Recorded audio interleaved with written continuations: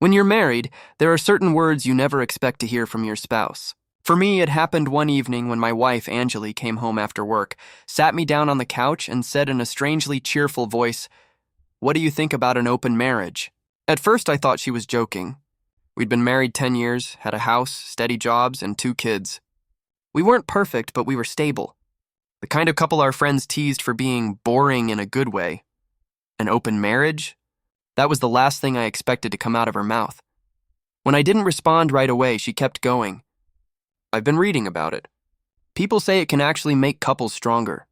We love each other, but maybe a little freedom could keep things exciting." Her words hit me like a slap.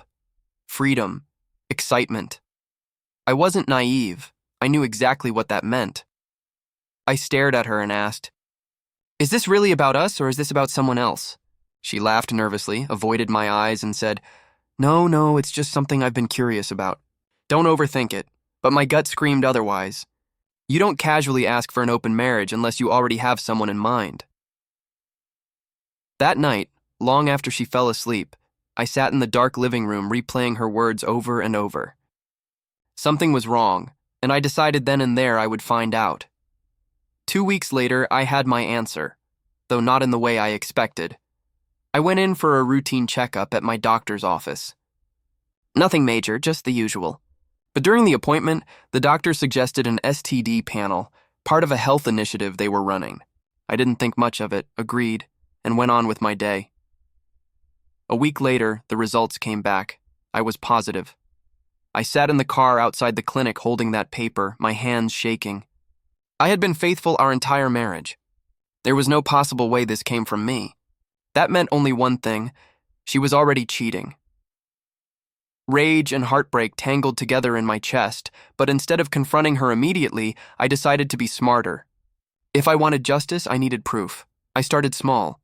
Checked her phone when she left it charging in the kitchen, password protected. But I noticed she used the same PIN for the kid's tablet. Worth a shot. It worked, and there it was. Late-night texts.